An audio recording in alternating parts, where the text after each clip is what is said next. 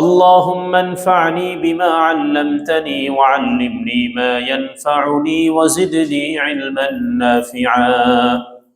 اللهم صل على محمد وعلى آل محمد كما صليت على إبراهيم وعلى آل إبراهيم إنك حميد مجيد. اللهم بارك على محمد وعلى آل محمد كما باركت على إبراهيم وعلى آل إبراهيم إنك حميد مجيد. আলহামদুলিল্লাহ, আল্লাহ রাব্বুল আলামিনের দরবারে শুকরিয়া যে মহান রব্বুল আলামিন মেহেরবানি করে কোরআনের এই নুরানি বরকতি মজলিসে বসার জন্য আমাদেরকে তৌফিক দিয়েছেন। শুকরিয়া আদায় করি আলহামদুলিল্লাহ। সূরা বাকারার ৯৭ নম্বর আয়াত আমরা পাঠ করেছি আজকে। আল্লাহ রাব্বুল আলামিন নবীজি সাল্লাল্লাহু আলাইহি ওয়াসাল্লামকে বলেন, হে নবী, কুল, আপনি মানুষকে বলেন, মান কানা আদুওয়াল লিজিবরিল ফাইন্নাহু নাযালাহু আলা কলবিকা বিইذনিল্লাহ মুসাদ্দিকাল লিমা বাইনা ইয়াদাইহি ওয়া হুদান ওয়া বুশরা লিল মুমিনিন। মান কানা আদুওয়াল লিজিবরিল, যে ব্যক্তি জিবরাইলের শত্রু হবে, জিবরাইল ফেরেশতার শত্রু যে ব্যক্তি হবে, সে হতে পারে এটা তার ব্যাপার, শত্রু হওয়াতে আমার কিছু আসে যায় না। কেন? ফাইন্নাহু নাযালাহু আলা কলবিকা বিইذনিল্লাহ, কেননা সে যা কিছু অবতীর্ণ করে নিয়ে আসে এবং আপনার কলবে, আপনার হৃদয়ে যেগুলো আপনার কাছে অবতীর্ণ করে, আপনার কাছে নিয়ে আসে, এগুলো আল্লাহ তাআলার অনুমতিক্রমেই এবং আল্লাহর পক্ষ থেকেই নিয়ে আসে। মুসাদ্দিকাল লিমা বাইনা ইয়াদাইহি, যেটা তাদের কাছে যে কিতাব আছে তাওরাত, সেই কিতাবকে সত্যায়নকারী। ওয়া হুদান ওয়া বুশরা লিল মুমিনিন, এবং এই কোরআন, এই কিতাব মুমিনদের জন্য হেদায়েত, মুমিনদের জন্য সুসংবাদ স্বরূপ। এই কোরআনের মধ্যে, এই কিতাবের মধ্যে মুমিনদেরকে বিভিন্ন বিষয়ের সুসংবাদ দেওয়া হয়েছে। ভবিষ্যতে আখিরাতে জান্নাতের সুসংবাদ, বিভিন্ন নাজ নেয়ামতের সুসংবাদ তাদেরকে দেওয়া হয়েছে। মান কানা আদুওয়াল লিল্লাহি ওয়া মালাইকাতিহি ওয়া রুসুলিহি ওয়া জিবরিলা ওয়া মিকালা ফাইন্নাল্লাহা আদুউল লিল কাফিরিন, যে ব্যক্তি আল্লাহর শত্রু হবে, আল্লাহর ফেরেশতাদের শত্রু হবে এবং আল্লাহর রসুলের শত্রু হবে, অথবা জিবরাইল, মিকাইল, যে কারো শত্রু হবে, ফাইন্নাল্লাহা আদুউল লিল কাফিরিন, সে যেন এই কথা জেনে রাখে যে আল্লাহ তাআলা কাফেরদের শত্রু। তার মানে এইগুলো নবী হোক, রসুল হোক, ফেরেশতা জিবরাইল আমিন অথবা মিকাইল অথবা অন্য যে কোনো ফেরেশতা যদি কারো শত্রু হয়, তাহলে সে আল্লাহর দুশমন। এই যে আয়াত, এই আয়াত সম্পর্কে মুফাসসিরিন কিরাম অনেক দীর্ঘ লম্বা আলোচনা করেছেন যে এই আয়াত নাজিল হয়েছে কি প্রসঙ্গে, এই আয়াত বিশেষ ঘটনা প্রসঙ্গে নাজিল হয়েছে, বাকি সেই ঘটনাটা কোনটা এ সম্পর্কে তাফসীরের কিতাবে অনেকগুলো ঘটনা আলোচনা করা হয়েছে, অনেকগুলো ঘটনাই উল্লেখ করা হয়েছে। ইমাম আহমদ ইবনে হাম্বল তার বিখ্যাত কিতাব মুসনাদে আহমদ, এই কিতাবের মধ্যে লম্বা এক হাদিস এনেছেন আব্দুল্লাহ ইবনে আব্বাস রাদিয়াল্লাহু তাআলা আনহুমা থেকে। আব্দুল্লাহ ইবনে আব্বাস রাদিয়াল্লাহু তাআলা আনহুমা এই আয়াত সম্পর্কে বলেন যে, আকবালাত ইয়াহুদ ইলা রাসূলিল্লাহি সাল্লাল্লাহু আলাইহি ওয়াসাল্লাম فقالوا يا أبا القاسم إنا نسألك عن 5 أشياء فإن أنبأتنا بهن عرفنا أنك نبي واتبعناك। আব্দুল্লাহ ইবনে আব্বাস রাদিয়াল্লাহু তাআলা আনহুমা বলেন যে, একবার ইহুদিদের একটা প্রতিনিধি দল, ইহুদিদের যারা পণ্ডিত ছিল, কিতাব সম্পর্কে যাদের জ্ঞান ছিল, ওদের যারা আলেম ছিল, এদের একটা প্রতিনিধি দল নবীজি সাল্লাল্লাহু আলাইহি সাল্লামের দরবারে আসছে, নবীজির কাছে আসছে। এক জায়গায় আসছে এমনি প্রতিনিধি হিসেবে আসছে, অন্য জায়গায় আসছে যে নবীজির সাথে মোনাজারা করার জন্য আসছে। তর্ক বিতর্ক অনুষ্ঠান হয় না পরস্পর, এই অনুষ্ঠান করার জন্য, তর্ক বিতর্ক করার জন্য ধর্ম বিষয়ে এজন্য আসছে নবীজির কাছে। তো নবীজি সাল্লাল্লাহু আলাইহি সাল্লামের কাছে এসে বলল, ইয়া আবুল কাসিম, নবীজিকে ডাক দিল, হে আবুল কাসিম। নবীজিকে বলল যে, ইন্না নাসআলুকা আন 5 আশিয়া, আপনার কাছে আমরা 5টা বিষয় প্রশ্ন করব, 5টা বিষয় জানতে চাই। এই 5টা বিষয়ের যদি ফাইন আনবাতানা বিহিন্না আরাফনাকা আন্নাকা নাবিয়্যুন ওয়াত্তাবানাকা, এই 5টা বিষয় যদি আপনি আমাদেরকে সঠিক জবাব দিতে পারেন, তো আমরা বুঝে নিব যে আপনি সত্য নবী, তাহলে আপনার অনুসরণ আমরা করব। কারা আসছে নবীজির কাছে? বলছিলাম একটা শব্দ শিখাইছিলাম, আপনারা বলেন না। বলছিলাম যে বলবেন কি? অভিশপ্ত জাতি অথবা সন্ত্রাসী জাতি ইহুদি। ওরা আসছে নবীজির কাছে যে 5টা বিষয় যদি উত্তর দিতে পারেন সঠিক, তাহলে কি করব? আমরা আপনার ধর্ম অনুসরণ করব, আপনাকে নবী হিসাবে মেনে নিব। তো নবীজি সাল্লাল্লাহু আলাইহি সাল্লাম তো জানেন যে এরা কোন ধরনের বাটপার, এদের পূর্বের ইতিহাস তো নবীজির কাছে আছে। তো নবীজি সাল্লাল্লাহু আলাইহি সাল্লাম এই জন্য ওদেরকে বললেন যে ঠিক আছে, আমি প্রশ্নের উত্তর দেব, বাকি এর আগে তোমাদেরকে শপথ করতে হবে। এই যে কথাটা বলতেছো যে তোমরা আমাকে অনুসরণ করবা, আমার এই আনিত ধর্ম ইসলামকে মেনে নিবা, এই ব্যাপারে তোমাদের শপথ করতে হবে, প্রতিজ্ঞা করতে হবে। এমনি এই প্রতিজ্ঞার কথা বলছেন নাকি ওদের বাটপারি সম্পর্কে জানেন? এই জন্য ওরা যে আগের থেকেই এই অসভ্য এক জাতি, নবীজির শানে, পূর্ববর্তী নবীদের শানেও এরকম আচরণ করেছে, বলেছে বনি ইসরাইল মুসা আলাইহিস সালাতু ওয়াস সালামকে এটা করে দেন, দোয়া করছে, আল্লাহ করে দিছে, মুক্তি পাইছে, শান্তি আসছে, তো আবার ভুলে গেছে, এখান থেকে ফিরে আসছে। তুর পাহাড় মাথার উপরে নিয়ে ওয়াদা করিয়েছে আল্লাহ তাআলা, এরপরে যেটা সরায় নিছে, আবার যেই লাউ সেই কধু। তো এই জন্য নবীজি সাল্লাল্লাহু আলাইহি সাল্লাম বললেন যে আগে শপথ করবা, আগে আমার সাথে ওয়াদা করবা যে যদি আমি তোমাদেরকে এই সংবাদ দেই, ফাআখাযা আলাইহিম মা আখাযা ইসরাঈল আলা বানিহি, নবীজি সাল্লাল্লাহু আলাইহি সাল্লাম তাদের থেকে এই শপথ, তাদের থেকে ওয়াদা গ্রহণ করলেন, যেমনটা ইসরাঈল অর্থাৎ ইয়াকুব আলাইহিস সালাতু ওয়াস সালাম করেছিলেন তার সন্তানদের থেকে। ইউসুফ আলাইহিস সালাতু ওয়াস সালামের ঘটনা প্রসঙ্গে আমরা আলোচনা করেছিলাম। তিনি কি বলেছিলেন? ইয়াকুব আলাইহিস সালাতু ওয়াস সালাম তার সন্তানদেরকে বলেছিলেন যে আল্লাহু আলা মা নাকুলু ওয়াকিল, ক্বালা হাতু ক্বালু আখবারানা আন আলামাতিন নবী সাল্লাল্লাহু আলাইহি সাল্লাম। যাই হোক, ওরা মেনে নিল, ঠিক আছে আমরা শপথ করলাম, আমরা ওয়াদাবদ্ধ হলাম যে আমরা এই 5টা প্রশ্নের উত্তর যদি আপনি সঠিক দিতে পারেন, এই 5টা প্রশ্ন এমন যে এই প্রশ্নের জবাব নবী ছাড়া কেউ দিতে পারবে না, নবীরাই জানবে এই 5টি প্রশ্নের উত্তর কারা দিতে পারবে? সত্য নবী হলে তিনিই দিতে পারবে। সুতরাং আপনি যদি দিতে পারেন তাহলে বুঝবো যে আপনি সত্য নবী, তাহলে আমরা মেনে নিব, সমস্যা নেই। নবীজি সাল্লাল্লাহু আলাইহি সাল্লাম এই শপথ যখন তারা গ্রহণ করলো, এরপরে নবীজি সাল্লাল্লাহু আলাইহি সাল্লামকে তারা প্রশ্ন করলো। 1 নম্বরে আখবারানা আন আলামাতিন নবী সাল্লাল্লাহু আলাইহি সাল্লাম, শেষ জামানা যে নবী আসবে, এই যে শেষ জামানার যেই নবীর কথা পূর্ববর্তী কিতাবে রয়েছে, সেই নবীর আলামত কি হবে? সেই নবীর কিছু গুণ বা সেই নবীর কোনো একটা বিশেষ গুণ আপনি বলে দিন। ওই নবীর বিশেষ কোনো গুণ আছে কিনা, যেই আলামত দিয়ে, যেই গুণ দিয়ে আমরা চিনতে পারবো যিনি উনি সর্বশেষ নবী, উনি সেই পূর্বে কিতাবের মধ্যে যেই নবীর সিফাত, যেই নবীর গুণাবলী বর্ণনা করা হয়েছে, তিনিই শেষ নবী। এটা কিভাবে বুঝবো? এমন একটা আলামত কি করেন, আমাদেরকে বলেন। নবীজি সাল্লাল্লাহু আলাইহি সাল্লাম বললেন, ক্বালা তানামু আইনাহু ওয়া লা ইয়ানামু কলবুহু। একটা আলামত বললেন, অনেক আলামত, অনেক সিফাতই তো আছে। একটা বললেন নবীজি যে সেই নবীর আলামত হবে, সেই নবী যখন ঘুমাবে তখন তার চোখ ঘুমাবে কিন্তু তার অন্তর ঘুমাবে না, অন্তর জাগ্রত থাকবে। চোখ ঘুমাবে কিন্তু অন্তর জাগ্রত থাকবে। এই জন্য নবীজি সাল্লাল্লাহু আলাইহি সাল্লাম যদি ঘুমাইতেন, নবীজির মুআজিজা এটা ছিল যে নবীজির ঘুমের দ্বারা নবীজির ওযু ভাঙতো না। নবীজি ওযু করতেন, বাকি ওযু ভাঙতো না। তো নবীজি একটা বললেন যে একটা বিশেষ আলামত বললেন, তানামু আইনাহু ওয়া লা ইয়ানামু কলবুহু। ক্বালু, একটা উত্তর দিয়ে দিল নবীজি যে নবীর আলামত কি হবে? তার অন্তর ঘুমাবে, মানে অন্তর সজাগ থাকবে, আর চোখ কি করবে? ঘুমাবে। চোখ বন্ধ হবে কিন্তু অন্তর খোলা থাকবে। ক্বালু, তখন তারা বলল, আখবারানা কাইফা তুনিসুল মারআহ ওয়া কাইফা ইউযকারুর রাজুল। বলল যে মানুষের যে সন্তান হয়, পুরুষ অথবা নারী, তো কেন পুরুষ সন্তান হয় আর কেন নারী সন্তান, মেয়ে সন্তান কেন হয়, ছেলে সন্তান কেন হয়, এবং কি কারণে ছেলে সন্তান আর মেয়ে সন্তান হয়, এই সম্পর্কে জানতে চাইল। তখন নবীজি সাল্লাল্লাহু আলাইহি সাল্লাম তাদেরকে বললেন যে ইয়ালতাকিল মাআন ফাইদা আলা মাউর রাজুল মা আল মারআহ আযকারাত। নবীজি সাল্লাল্লাহু আলাইহি সাল্লাম উত্তর দিলেন যে আল্লাহ তাআলার কুদরতি ভাবে আল্লাহ তাআলা কোরআনের অন্য জায়গায় এই যে মানুষের সৃষ্টি সম্পর্কে আরেকদিন সংক্ষেপে বলেছিলাম, মানুষের সৃষ্টি নিয়ে আল্লাহ লম্বা আলোচনা কোরআনের বিভিন্ন জায়গায় করছেন, কারণ এখানে অনেক গুরুত্বপূর্ণ জায়গা মানুষের চিন্তার, ফিকিরের। মানুষ তার অস্তিত্বের জায়গা খুঁজে পায় এখান থেকে। যদি চিন্তা করতে থাকে তার অস্তিত্ব কোথা থেকে আসছে, আল্লাহ যে স্রষ্টা, আল্লাহ যেই তাকে সবকিছু করছেন, তার যে কোনো কিছুই ছিল না, এই মানুষ এই স্বীকারোক্তি দিতে বাধ্য হবে যদি তার সেই অতীত নিয়ে সে চিন্তা করে। এজন্য আল্লাহ বিভিন্ন জায়গায় এই আলোচনাগুলো করছেন। সূরা তারিক ওয়াস সামাই ওয়াত তারিক, প্রসিদ্ধ সূরা, ছোট সূরা, 30 নম্বর পারা। এখানে আল্লাহ তাআলা বলছেন, খুলিকা মিন মাইন দাফিক ফালইয়ানজুরিল ইনসানু মিম্মা খুলিক।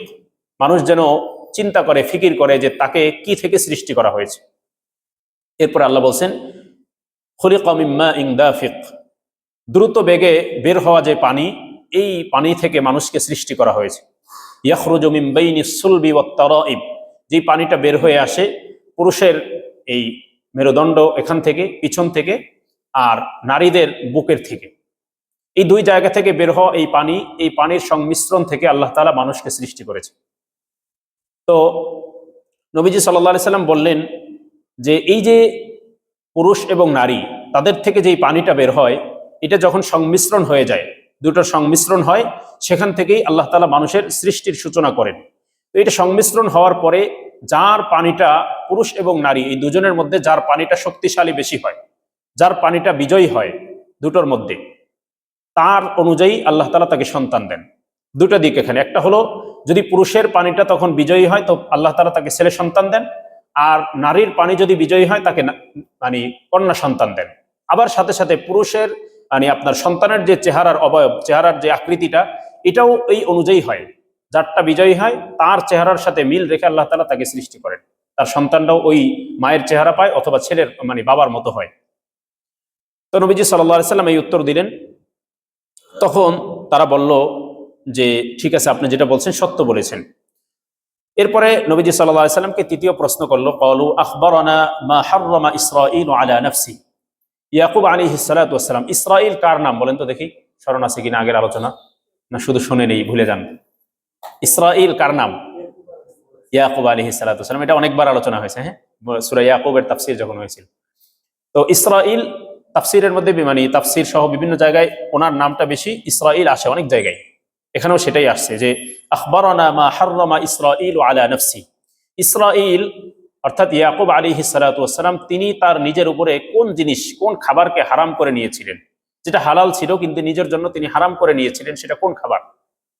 ঘটনা হলো ইয়াকুব আলাইহিস সালাতু ওয়াস সালাম এর একটা রোগ ছিল, যে রোগের কারণে তিনি তার উপরে উটের গোশত এবং উটের দুধ, এটা তার কাছে খুব প্রিয় ছিল, কিন্তু এটাকে তিনি পরে হারাম করে নিয়েছেন। হারাম মানে তিনি এটা আর খেতেন না, এটাকে অপছন্দ করতেন, খেতেন না। এরপরে দেখা গেছে তার অনুসারী যারা ছিল তাদের জন্য সেটা নিষিদ্ধ ছিল, যেহেতু নবী খাইতেন না তো তারাও এটাকে খেত না। তো এই জন্য জিজ্ঞাসা করলো যে ইয়াকুব আলাইহিস সালাতু ওয়াস সালাম নিজের জন্য কোন খাবারটাকে হারাম করে নিয়েছিলেন। তো নবীজি সাল্লাল্লাহু আলাইহি সাল্লাম উত্তর দিলেন যে উটের গোশত এবং উটের দুধ। এরপরে তারা প্রশ্ন করলো, তখন তারা বলল যে ক্বালু সাদাকতা, আপনি সত্য বলেছেন। এরপরে প্রশ্ন করলো, ক্বালু আখবারানা মা হাদার রা'দ। চতুর্থ প্রশ্ন বলল যে এই যে আপনার মেঘ যখন হয়, মেঘ হলে বিজলি চমকায়, এরপরে বিকট যে আওয়াজ হয়, এই যে বিকট আওয়াজ হয়, এই আওয়াজটা কি, এটা কোথার থেকে হয়, কেন হয়?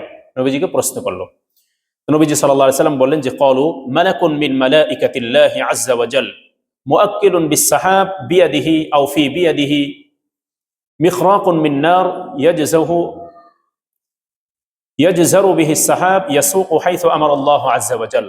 নবীজি সাল্লাল্লাহু আলাইহি সাল্লাম বললেন, একজন ফেরেশতা যাকে আল্লাহ তাআলা, এক একজন ফেরেশতাকে, এক এক দল ফেরেশতাকে আল্লাহ এক একটা কাজের জন্য নিয়োজিত করছেন, সৃষ্টির পর থেকে নিয়েই।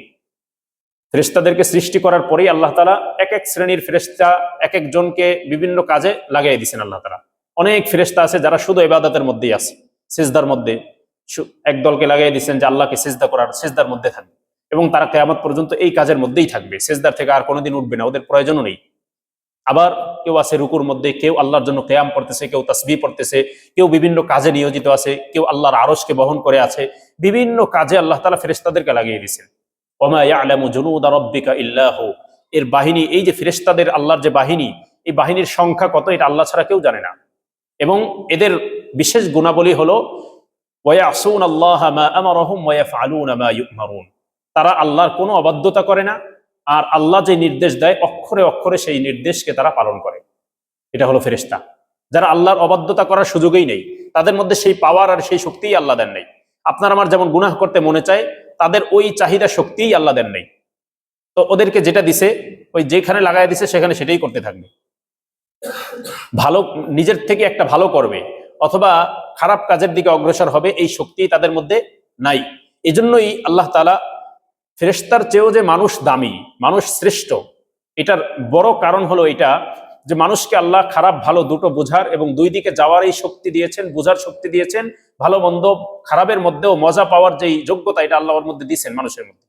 এখন মানুষ যখন এই দুটোর মধ্যে বাছাই করে সে যখন খারাপ থেকে বেঁচে আল্লাহ তাআলার ইবাদতের দিকে থাকে, আল্লাহর সন্তুষ্টির পথে চলে, আল্লাহর নাফরমানি থেকে বাঁচে, এই যে তার মধ্যে খারাপের শক্তি থাকা সত্ত্বেও সে যে খারাপের দিকে গেল না, এই জন্যই মূলত আল্লাহ আপনাকে আমাকে জান্নাতের পুরস্কার দিবে। আর ফেরেশতাদের জন্য জান্নাতের পুরস্কার নাই, কারণ তাদের এই পরীক্ষাও নাই, তাদের খারাপ করার শক্তিই নাই। তো আপনি সে খারাপ থেকে বাঁচলেও তো এটা তার কোনো ক্রেডিট না। ছোট একটা বাচ্চা, অবুঝ ছোট শিশু, একদম মনে করেন আপনার 1-2 বছরের শিশু, এই শিশুকে এবং একটা যুবতী মেয়েকে যদি আপনি একটা রুমের মধ্যে আবদ্ধ করে রাখেন, তাদের মধ্যে তারা একদিন পরে বা 6 ঘন্টা, 7 ঘন্টা, 10 ঘন্টা পরে, 1 ঘন্টা পরে বের হলো, তাদের মধ্যে কোনো ধরনের অন্যায় কাজ হয় নাই, অপরাধ হয় নাই। এটা কি এই ছেলের জন্য কোনো কৃতিত্বের বিষয়? এটা বিশেষ কোনো মানে আপনার বলে বেড়ানোর বিষয় যে সে এটা থেকে বেঁচে থাকছে এই অন্যায় থেকে? হ্যাঁ, কোনো যুবক যদি রাস্তা দিয়ে হাঁটার সময় তার নজরকে হেফাজত করছে, সারা দিনের মধ্যে একবারও সে নজরের খেয়ানত করে নাই, এটা তার জন্য বড় কৃতিত্বের বিষয় এবং বড় সে পুরস্কার প্রাপ্ত হওয়ার উপযুক্ত একজন ব্যক্তি। কারণ সে এই অপরাধ তার সামনে ছিল, এটার মধ্যে সে একটা স্বাদ অনুভব করতো, মজা পাইতো, তারপরেও কি করছে? আল্লাহর ভয়ে সে তার নজরকে হেফাজত করছে। সুতরাং ফেরেশতার মধ্যে তো গুনাহ করা, অপরাধ করার শক্তিই নেই, তো সে এই গুনাহ থেকে বাঁচাতে তার জন্য বিশেষ কোনো পুরস্কারের ব্যবস্থাও আল্লাহ রাখেন নেই। তাদেরকে আল্লাহ বানাইছেই যেই কাজের জন্য, সেই কাজেই তারা নিয়োজিত আছেন। আর আপনাকে আমাকে আল্লাহ তাআলা পরীক্ষার জন্য দুটো শক্তিই দিয়েছেন। এখন আপনি আমি যেই পথে চলবো, যদি ক্বাদ আফলাহা মান যাক্কাহা ওয়া ক্বাদ খাবা মান দাসসাহা, যারা আত্মাকে পরিশুদ্ধ করবে, নিজের আত্মার পরিচর্যা করবে, ভালো আপনার আত্মার কি বলে ভালো খোরাক এগুলোকে আত্মাকে দিবে, তারা সফল কাম হবে। আর যারা আত্মাকে কলুষিত করবে তারা ব্যর্থ হয়ে যাবে। তো জিজ্ঞাসা করলো, এরপরে আল্লাহ তাআলা আল্লাহ রাসূল উত্তর দিলেন যে একজন ফেরেশতা, একে আল্লাহ তাআলা ওনাকে নিয়োজিত করেছেন এই যে মেঘমালা, এই মেঘমালাকে দেখাশোনার জন্য। মেঘমালাকে দেখাশোনা করে এবং মেঘমালাকে এক প্রান্ত থেকে পৃথিবীর আরেক প্রান্তে সে ধাওয়া করে নিয়ে যায়। তার হাতে একটা আগুনের চাবুক থাকে, এই চাবুক দিয়ে, এই লাঠি দিয়ে সে মেঘমালাকে ধাওয়া করে এক প্রান্ত থেকে আরেক প্রান্তে নিয়ে যায়। এবং এই নিয়ে যাওয়ার সময় এই ফেরেশতা এই যে মেঘমালা, এই মেঘমালা আল্লাহ তাআলার তাসবিহ পড়ে, এই তাসবির আওয়াজই তোমরা শুনতে পাও।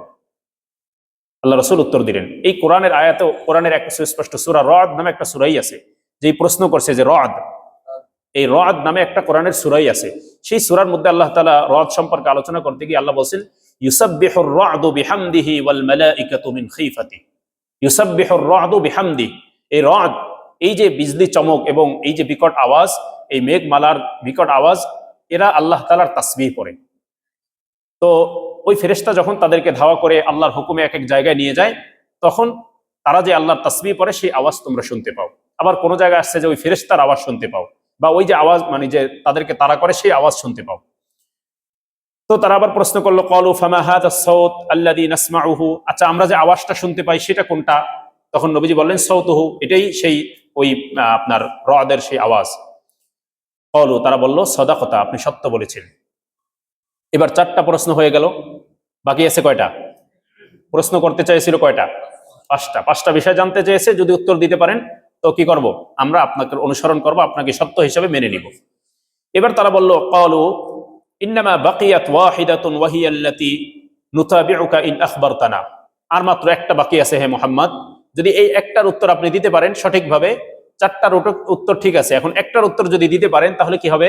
আমরা আপনার অনুসরণ করব।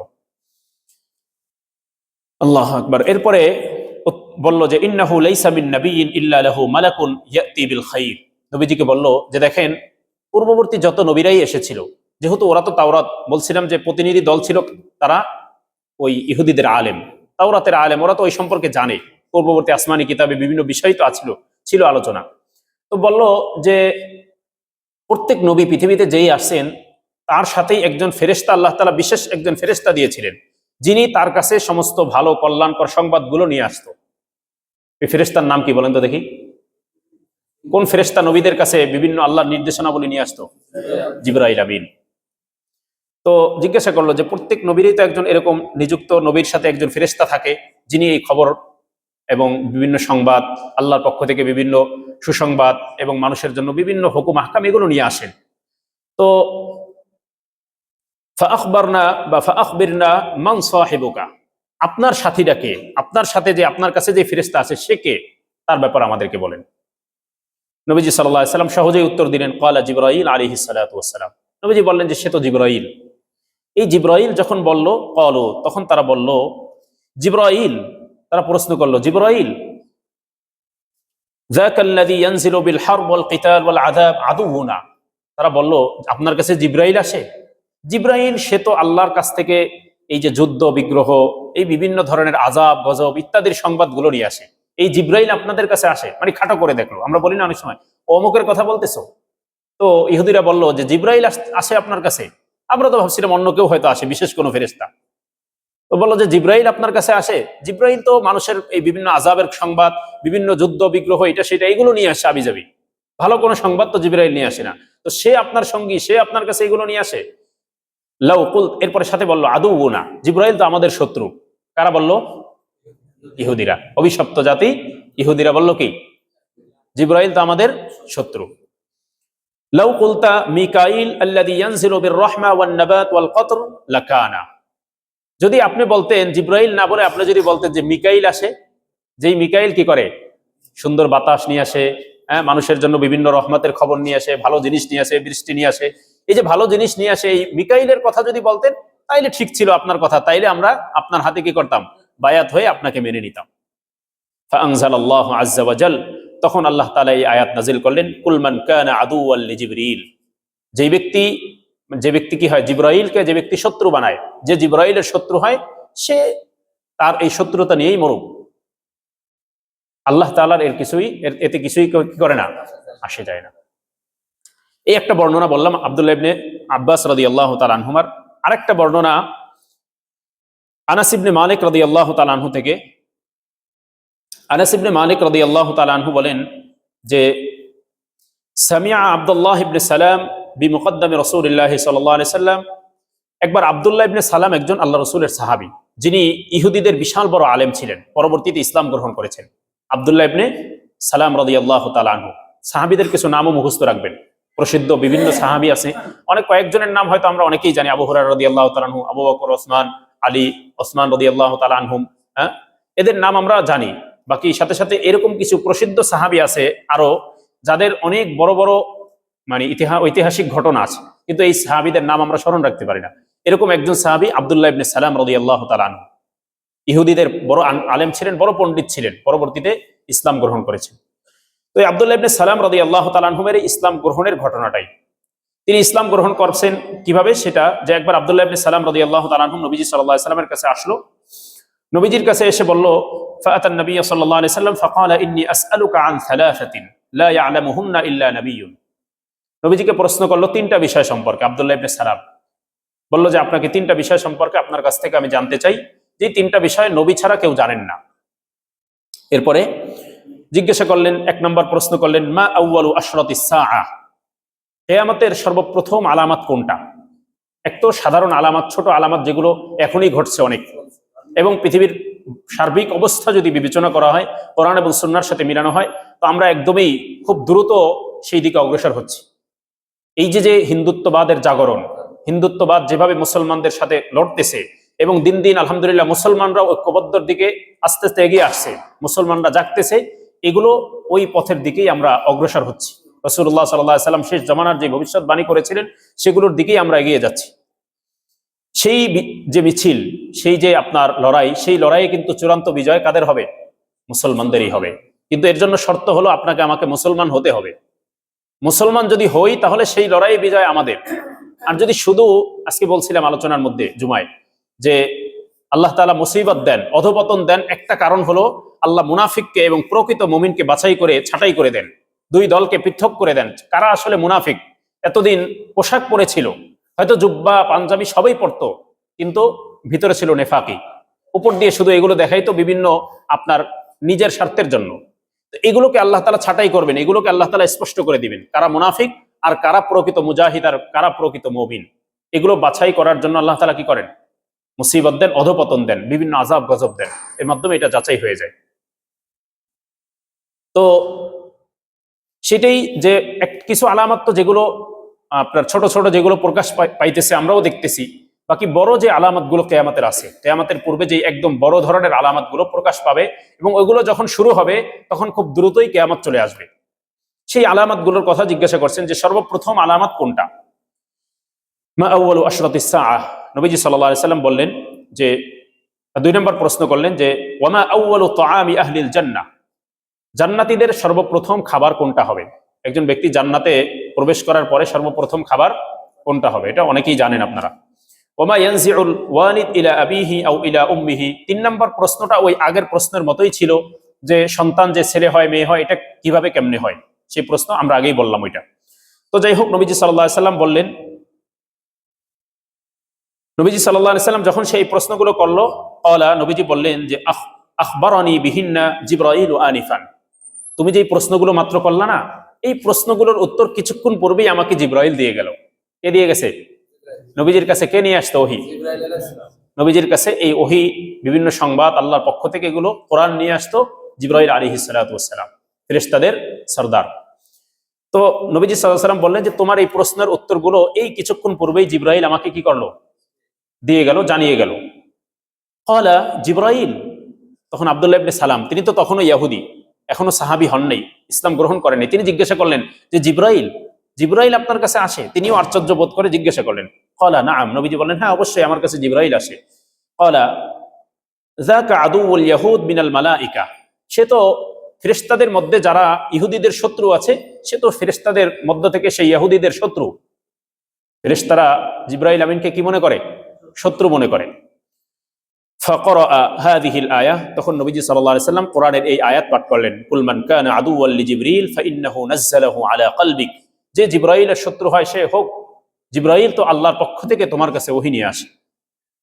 এরপরে নবীজি সাল্লাল্লাহু আলাইহি সাল্লাম উত্তর দিলেন, আম্মা আউয়ালু আশরাতিস সাআহ ফানারুন তুহশারুন নাসু মিনাল মাশরিক ইলাল মাগরিব, কিয়ামতের প্রথম যে আলামত, বড় আলামতগুলোর মধ্যে একটা আলামত হলো এটা যে একটা আগুন বের হবে, কুদরতিভাবে একটা আগুন বের হবে, যে আগুন বের হয়ে সমস্ত মানুষকে পশ্চিম দিক থেকে ধাওয়া করে সবাইকে, মানে পূর্ব দিক থেকে ধাওয়া করে সবাইকে পশ্চিম দিকে নিয়ে যাবে। সবাইকে ধাওয়া করে একটা আগুন, কুদরতিভাবে একটা আগুন বের হবে এবং সেই আগুন মানুষের পিছনে ধাওয়া করবে, আর মানুষ সেই আগুনের ভয়ে পালায়ন করে দৌড়ে মানুষ পশ্চিম দিকে যেতে থাকবে। পশ্চিম দিকে গিয়ে সবাই একত্রিত হবে, এই যে ময়দানে মাহশারে যে মানুষ একত্রিত হবে সেই দিকে মানুষ দৌড়াতে থাকবে। এরপরে নবীজি সাল্লাল্লাহু আলাইহি সাল্লাম বললেন, ওয়া আম্মা আউয়ালু তাআমিন ইয়াকুলুহু আহলুল জান্নাহ ফাজিয়াদাতু কাবাদিল হুত, নবীজি সাল্লাল্লাহু আলাইহি সাল্লাম বললেন যে মানুষ যে সর্বপ্রথম জান্নাতে যে খাবার খাবে সেটা হলো মাছের কলিজা। কি খাবে? মাছের কলিজা। এরপরে নবীজি ওই ছেলে সন্তান হওয়া, মেয়ে সন্তান হওয়ার এই ব্যাপারটাও বললেন। তো এই 3টা প্রশ্নের উত্তর যখন রাসূলুল্লাহ সাল্লাল্লাহু আলাইহি সাল্লাম দিলেন, এবার আব্দুল্লাহ ইবনে সালাম বললেন, ক্বালা আশহাদু আল্লা ইলাহা ইল্লাল্লাহ ওয়া আশহাদু আন্নাকা রাসূলুল্লাহ, তখন তিনি সাথে সাথে সাক্ষ্য দিলেন, আপনি আল্লাহর রাসূল, আমি সাক্ষ্য দিচ্ছি যে আল্লাহ তাআলা ছাড়া কোনো ইলাহ নাই এবং আপনি সত্য আল্লাহর নবী, আপনি আল্লাহর রাসূল। তিনি ইসলাম গ্রহণ করে ফেললেন, আব্দুল্লাহ ইবনে সালাম রাদিয়াল্লাহু তাআলা আনহু। ইহুদিদের মধ্যে যারা সত্যান্বেষী ছিল, এই কিতাব থেকে জানছে, এবার তারা খুঁজতেছিল যে আসলে সত্য নবী কখন আগমন ঘটবে, তার আগমন কিভাবে ঘটবে, কোথায় ঘটবে, এই বিষয়গুলো তারা যাচাই করে এই খোঁজেই ছিল। তারা সত্য শোনার জন্য, সত্য মানার জন্য আগ্রহী ছিল। আল্লাহ তাদেরকে সত্যের সন্ধান দিয়েছেন। তাদের মধ্যে একজন আব্দুল্লাহ ইবনে সালাম, সালমান আল ফারিসি রাদিয়াল্লাহু তাআলা আনহু, ওনারা ইসলাম গ্রহণ করেছেন। ওনারা সত্যের সন্ধান পেয়েছেন কারণ ওনাদের মধ্যে আগ্রহ ছিল। আর যেগুলো হঠকারিতা করছে, সত্য বোঝার পরেও, জানার পরেও এরপরে মানতে চায়নি, আল্লাহ ওদেরকে কি করে নেই? হিদায়াত দেননি। তো আব্দুল্লাহ ইবনে, দেখেন সত্যান্বেষী তার হালাত কি। তিনি যখন দেখলেন যে না, নবীজি উত্তর দিয়ে দিয়েছেন, তো তিনি সাথে সাথেই কি করছেন? সাক্ষ্য দিয়ে ইসলাম গ্রহণ করে ফেলছেন, কালেমা পড়ে ফেলছেন। এবার তিনি প্রশ্ন করলেন, ইয়া রাসূলুল্লাহ, নবীজিকে বললেন, ইয়া রাসূলুল্লাহ, ইন্নাল ইয়াহুদ ক্বাদ বুহতুন কওমুন বুহতুন ওয়া ইন্নাহুম ইয়ালামু বিইসলামি ক্বাবলা আন তাসআলাহুম ইয়াবহাতুনি। নবীজি সাল্লাল্লাহু আলাইহি ওয়াসাল্লামকে বললেন যে ইয়া রাসূলুল্লাহ, ইহুদি জাতি এরা একটা নিকৃষ্ট জাতি, খুব খারাপ জাতি। কে বলতেছে? হ্যাঁ, আব্দুল্লাহ ইবনে সালাম, যিনি এই ধর্মের অনুসারী এতদিন ছিলেন। তিনি তো ভালো করেই জানেন যে আসলে ওদের নিকৃষ্টতা কত খারাপ, ওরা কত জঘন্য, এটা তো তিনি জানেন। তো তিনি নবীজিকে বললেন যে ইয়া রাসূলুল্লাহ, ওদের আখলাক, ওদের চরিত্র, ওদের ব্যবহার, ওরা তো খুব জঘন্য। এখন ওরা যদি আপনার কাছে প্রশ্ন করার পূর্বেই আমার ইসলাম সম্পর্কে আপনার কাছে আসবে ওরা। এছাড়াও যদি আমার ইসলাম সম্পর্কে যদি জেনে যায়, জানার পরে তো আমার সাথে খুব খারাপ ব্যবহার করবে এরা। যদি জানে যে এতদিন তো আমাকে বড় আলেম বলে, বিশাল বড় মানে প্রসিদ্ধ ব্যক্তি, ওদের আপনার গুরু বলে স্বীকার করতো, এবার যখন জানবে যে আমি ইসলাম গ্রহণ করে ফেলছি, তখন তো আমার সাথে খুব খারাপ আচরণ করবে, খারাপ ব্যবহার করবে। কারণ ওই যে চরিত্র যে খারাপ, আখলাক খারাপ, তো তারা খারাপ ব্যবহার করবে। ফাজাআতিল ইয়াহুদ, নবীজি সাল্লাল্লাহু আলাইহি সাল্লামের কাছে ইহুদিরা আসলো। ফাকাল নবী সাল্লাল্লাহু আলাইহি সাল্লাম, তখন নবীজি সাল্লাল্লাহু আলাইহি সাল্লাম তাদেরকে জিজ্ঞাসা করলেন, আইয়ু রাজুলিন আব্দুল্লাহ ইবনে সালাম ফিকুম, তোমাদের মধ্যে আব্দুল্লাহ ইবনে সালাম, এই যে লোকটা, এটা কেমন, সে কেমন, তার ব্যাপারে তোমরা কি জানো, কি বলো, তোমাদের মন্তব্যটা কি? কে জিজ্ঞাসা করছে? নবীজি ইহুদিদেরকে জিজ্ঞাসা করলো। ইহুদিদের দল, প্রতিনিধি দল আসছে একটা, তো জিজ্ঞাসা করলো যে তোমাদের মধ্যে যে আব্দুল্লাহ ইবনে সালাম আছে না, তার সম্পর্কে তোমাদের কি ধারণা, তাকে তোমরা কেমন ব্যক্তি মনে করো? ক্বালু, তারা বলল, খায়রুনা ওয়াবনু খায়রিনা ওয়া সাইয়্যিদুনা ওয়াবনু সাইয়্যিদিনা, সে তো আমাদের সর্দার, সে তো আমাদের মধ্যে সবচেয়ে ভালো লোক। তিনি তো, তার বাবাও ভালো লোক ছিল, তার বাবাও সর্দার ছিল আমাদের, তো সর্দারের ছেলে আবার সর্দার, ভালোর ছেলে ভালো, তিনি তো আমাদের মধ্যে অনেক মহান ব্যক্তি। অনেক প্রশংসা করলেন আব্দুল্লাহ ইবনে সালাম রাদিয়াল্লাহু তাআলা আনহুর ব্যাপারে। এখনো তো জানেন না যে সে ইসলাম গ্রহণ করছে, এখন কি করে, অনেক প্রশংসা করতেছে যে সে তো অনেক ভালো মানুষ। এবার ফাকাল নবী সাল্লাল্লাহু আলাইহি সাল্লাম, তখন নবীজি সাল্লাল্লাহু আলাইহি সাল্লাম তাদেরকে বললেন যে আরাআইতুম ইন আসলামা আব্দুল্লাহ ইবনে সালাম, যদি শোনো, তোমরা শুনতে পাও যে আব্দুল্লাহ ইবনে সালাম ইসলাম গ্রহণ করছে, তাহলে তোমাদের অবস্থাটা কি হবে? তোমরা কি মনে করো এই ব্যাপারে? আমি যদি এখন তোমাদেরকে বলি যে আব্দুল্লাহ ইবনে সালাম কি করছে, ইসলাম গ্রহণ করে আমার কালেমার পতাকার ছায়াতলে আশ্রয় নিয়েছে, তো তোমরা কি মনে করবা এই ব্যাপারে, বা তোমাদের আপনার রিয়াকশনটা কি হবে? ফাকালু, তখন তারা বলল, আ'আদাহুল্লাহু মিন যালিক, আমরা আল্লাহর কাছে এই নিকৃষ্ট কাজ থেকে, এই খারাপ কাজ থেকে আল্লাহর কাছে কি চাই? পানাহ চাই। আল্লাহর ধর্ম মানাকে নিকৃষ্ট বলে আল্লাহর কাছে পানাহ চাই। এরপরে নবীজি সাল্লাল্লাহু আলাইহি সাল্লাম ফাখরাজা আব্দুল্লাহ, এতক্ষণ পর্যন্ত ঘটনা হয়েছিল, আব্দুল্লাহ ইবনে সালাম বললেন যে ইয়া রাসূলুল্লাহ, ওরা যদি আয়েশা দেখে যে আমি ইসলাম গ্রহণ করছি, আপনার আনুগত্য স্বীকার করে নিয়েছি, তো আমার উপর খেপে যাবে, তো আমি একটু আড়ালে থাকি, আপনি ওদেরকে আগে সংবাদ দিবেন, এরপরে আমি বের হয়ে আসবো। তিনি ভিতরে ছিলেন, রাসূল তাদের সাথে কথাবার্তা বলতেছেন। যখন এক পর্যায়ে নবীজি এই কথা জিজ্ঞাসা করলেন যে যদি সে ইসলাম গ্রহণ করে তাহলে তোমাদের অবস্থাটা কি হবে, তো তারা আশ্রয় চাইলো আল্লাহর কাছে। কার কাছে আশ্রয় চাইছে? আল্লাহর কাছে আশ্রয় চাইছে, সেজন্য ইসলাম গ্রহণ না করে, এটা ঠিক। তো এরপরে আব্দুল্লাহ ইবনে সালাম রাদিয়াল্লাহু তাআলা আনহু তাদের এই মজলিসে বের হয়ে আসলেন। বের হয়ে এসে তিনি বললেন, আগেই তো স্বীকৃতি দিয়ে দিয়েছেন নবীজিকে, এখন তাদের সামনে আবার বললেন, ফাকালা আশহাদু আল্লা ইলাহা ইল্লাল্লাহ ওয়া আন্না মুহাম্মাদুর রাসূলুল্লাহ, তাদের সমস্ত ইহুদিদের সামনেই কি করলো? সাক্ষ্য দিয়ে দিল যে আমি সাক্ষ্য দিচ্ছি আল্লাহ তাআলা এক, আল্লাহ তাআলা ছাড়া কোনো ইলাহ নাই, মুহাম্মদ সাল্লাল্লাহু আলাইহি সাল্লাম আল্লাহ তাআলার রাসূল, সত্য নবী। এটা যখন বলল, তখন তারা বলল, ফাকালু শাররুনা ওয়া ইবনু শাররিনা ফান্তাকাসুহু, এবার বলল যে আব্দুল্লাহ ইবনে সালাম তো নিকৃষ্ট একটা লোকের সন্তান, ও তো আমাদের মধ্যে সবচেয়ে নিকৃষ্ট মানুষ, ওর মতো খারাপ মানুষ আর হয় না। বুঝলেন রে কাদের চরিত্র? এই সন্ত্রাসীদের চরিত্র। এই মাত্র বলছে যার ব্যাপারে এত প্রশংসা, এবার তার ব্যাপারে বিভিন্ন তাফসীর ইবনে কাসির আছে ফান্তাকাসুহু, তারপরে বিভিন্ন কুৎসা রটনা শুরু করলো, বিভিন্ন দোষ ত্রুটি মিথ্যা তার ব্যাপারে বলতে লাগলো যে সে তো এই অন্যায় করে, সে এই করে সেই করে, বিভিন্ন গুজব তার নামে, বিভিন্ন মিথ্যা অপবাদ তাকে দিতে লাগলো। একটু আগেই যার ব্যাপারে কি করছে? প্রশংসা করছে। তো এইবার বলেন, আপনি যতই তাদের ভালো বলেন, আপনি যতই তাদের কল্যাণ কামনা করেন, আপনি যতক্ষণ পর্যন্ত তাদের ধর্ম অবলম্বী না হবেন, ততক্ষণ পর্যন্ত তারা আপনার উপর সন্তুষ্ট হবে না। আল্লাহ কোরআনে জানায় দিয়েছেন। এখন আমরা যতভাবেই মুসলিম রাষ্ট্র, যারা রাষ্ট্রপ্রধান আছে, তারা কেন এই যে ফিলিস্তিন ইসরায়েলের বিষয়ে কেন কথা বলে না? তাদের প্রভু ইসরায়েল কি হবে? নারাজ হয়ে যাবে। বুঝেন এই কথা আমার? ফিলিস্তিনের উপর যে আক্রমণ হচ্ছে, ফিলিস্তিনে যে নিরহ মুসলমান বাচ্চাদেরকে, শিশুদেরকে হত্যা করা হচ্ছে, এই ব্যাপারে সবাই যে মুখ বন্ধ করে বোবা হয়ে আছে, কেন? মনে করে যে তারা যদি নারাজ হয়ে যায়। কিন্তু তারা তো নারাজ হবেই। তারা খুশি হবে কখন? যখন আপনি তাদের মিল্লাত, তাদের আদর্শ, তাদের ধর্ম গ্রহণ করবেন। নবীজিকে আল্লাহ জানায় দিয়েছেন, ওয়ালান তারদা আনকাল ইয়াহুদ ওয়ালান নাসারা হাত্তা তাত্তাবিআ মিল্লাতাহুম। নবী, আপনি তাদের যতই তেল মারতে চান, যদি মনে করেন যে আপনি তাদেরকে তেল মেরে তাদেরকে খুশি করবেন, কোনোদিন হবে না, যতক্ষণ না তাদের ধর্মকে গ্রহণ করবেন। ইহুদিরাও না, খ্রিস্টানরাও না, আপনার প্রতি তারা সন্তুষ্ট হবে না। সুতরাং আমরা যারা মনে করি যে বিভিন্ন কথা দিয়ে, বিভিন্ন ভাবে তাদের সাথে আপনার সুন্দর আচরণ করে, ভালো ব্যবহার করে, তাদেরকে কোলে টেনে নিয়ে, বুকে টেনে নিয়ে, বন্ধুত্ব করে তাদের সাথে ভালো সম্পর্ক রাখবো, কোনোদিন হবে না। ওরা আমাদের চিরশত্রু, শত্রুই। শত্রুকে শত্রুর চোখেই আপনাকে দেখতে হবে। যতদিন এটা না দেখতে পারবো ততদিন আমাদের মুক্তির পথ মিলবে না। যেদিন থেকে আমরা বুঝবো যে ওরা আমাদের শত্রু এবং শত্রু হিসাবেই ওদের সাথে আমাদের আচরণ তেমন হবে, সেদিন থেকেই আমাদের পথ খুলবে, আমাদের বিজয়ের পথ খুলবে ইনশাআল্লাহ। এই জন্য ইহুদিদেরকে, খ্রিস্টান অথবা হিন্দুত্ববাদ যারা প্রতিষ্ঠা করতে চায়, এদেরকে বন্ধু ভাবার কোনো সুযোগ নাই। হ্যাঁ, আবার এই যে সম্প্রীতির কথা যেটা বলছিলাম আজকেও, যে একসাথে বসবাস, এটা ঠিক আছে। এখানে ইসলাম বলে না যে না, তোমার বাড়ির পাশে হিন্দু আছে, তুমি তার ঘরে যায় আক্রমণ করো, তার মন্দির ভাঙো, এটা ইসলাম বলে না। যদি ইসলামী রাষ্ট্র ব্যবস্থাও থাকে, ইসলামী রাষ্ট্র ব্যবস্থা যখন কায়েম হয়ে যাবে, সেখানেও কিন্তু আপনি অযথাই হিন্দুর উপর আক্রমণ করতে পারবেন না, নিষেধ এটা। কিন্তু কখন তার বিরুদ্ধে আপনার প্রতিরোধ গড়তে হবে, বলছিলাম যে তারা যদি আপনার উপরে, আমার উপরে, আমার সন্তানের উপরে, আমার প্রজন্মের উপরে যদি কি চায়, হিন্দুত্ববাদ চাপিয়ে দিতে চায়, তাদের আদর্শ আমাদের মধ্যে আমরা পুশ করতে চাই, সেখানে আপনি যদি চুপ করে বসে থাকেন, এটা ঠিক হবে না। তাহলে আপনি তো ইমানদারের পরিচয় দিতে পারলেন, আপনার আত্মমর্যাদা বোধই নাই। আজকের কথাই, মানে আজকে বহু আমার একটা জিনিস খুব চিন্তা হচ্ছিল, যে জিনিসটা আপনারাও বুঝবেন, যাদের দিলের মধ্যে ওই যে বলছিলাম যে মুমিন মুনাফিক পার্থক্য করবে, আমাদের সমাজে মসজিদেই নামাজ পড়ে এদের মধ্যে একটা শ্রেণী আছে যাদের দিলের মধ্যে ওই নেফাকি কাজ করে।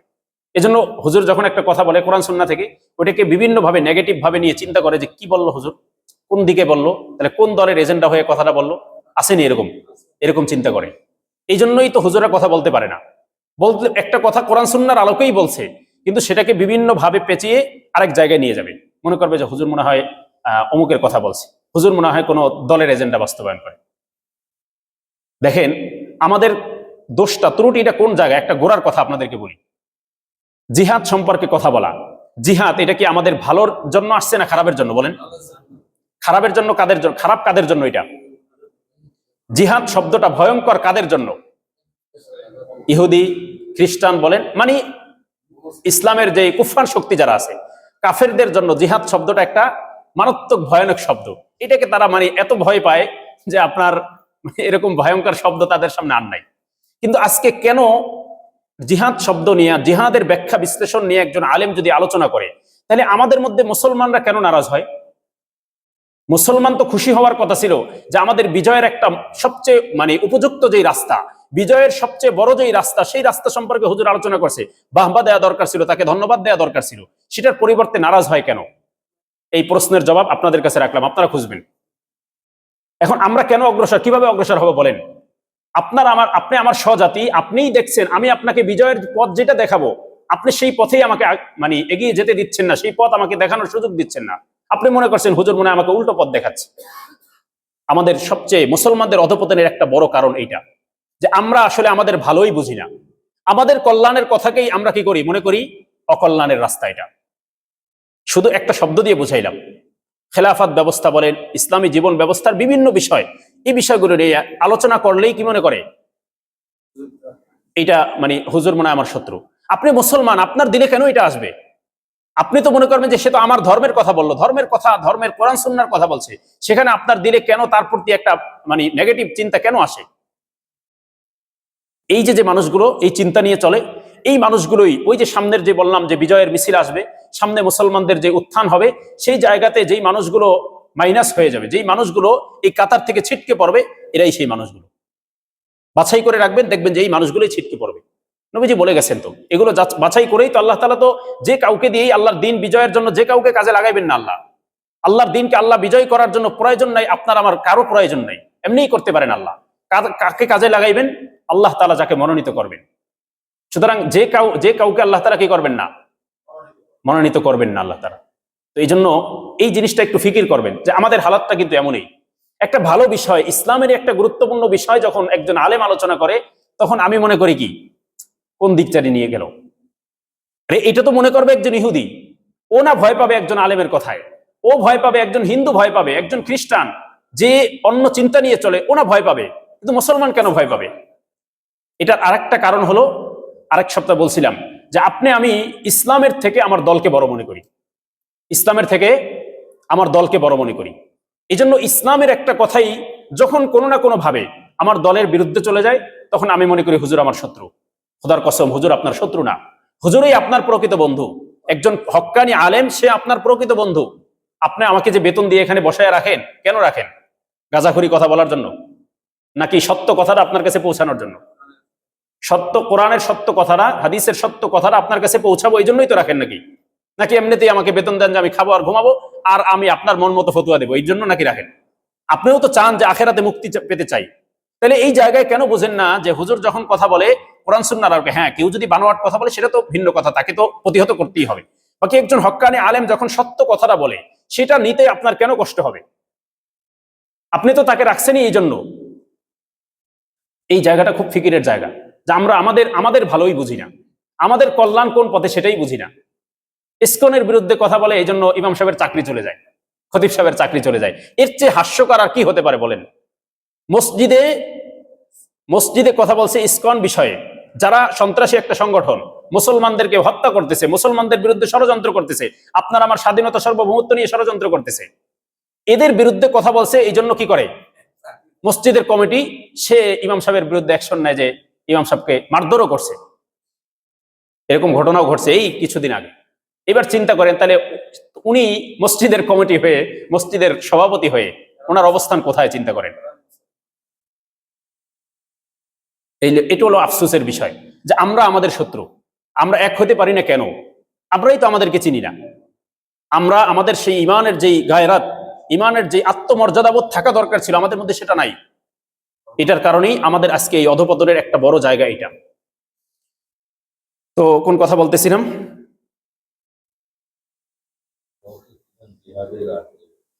আচ্ছা, তো হ্যাঁ, আচ্ছা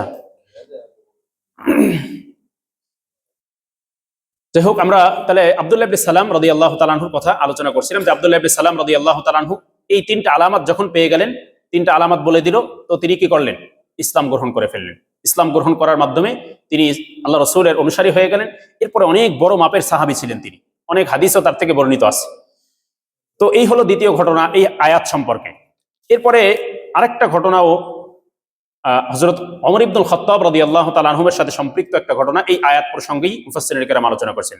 ওমর ইবনুল খাত্তাব রাদিয়াল্লাহু তাআলা আনহু, এটা সংক্ষেপ করে বলছি, ওমর ইবনুল খাত্তাব রাদিয়াল্লাহু তাআলা আনহু মাঝে মাঝে শুরুর দিকে মাঝে মাঝে ইহুদিদের বিভিন্ন মজলিসে মাঝে মাঝে যাইতেন। এই জন্য যাইতেন যে ওদের আলোচনা, ওদের বিষয়গুলো জানার জন্য, যে ওরা কি করে আসলে, ওদের পরিকল্পনাগুলো, এগুলো বোঝার জন্য। তো এটা যাইতো যে এটা ইহুদিরা কিছুটা পজিটিভ ভাবে নিত। ওরা মনে করতো যে ওরা এটা বলতো, ওমর ইবনুল খাত্তাবকে একদিন বলতেছে যে আমরা তো আপনাকে, মুসলমানদের মধ্যে আপনাকে আমরা অন্যরকম মনে করি, অন্যদের মতন আপনাকে আমরা পছন্দ করি, আপনাকে ভালোবাসি আমরা। কেন?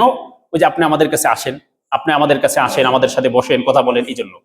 ওমর ইবনুল খাত্তাব রাদিয়াল্লাহু তাআলা আনহু বললেন যে ইন্নী আতাইতুকুম ফাআজাবা মিনাল ফুরকান কাইফা ইউসাদ্দিকুত তাওরাহ ওয়া মিনাত তাওরাহ কাইফা তুসাদ্দিকুল ফুরকান।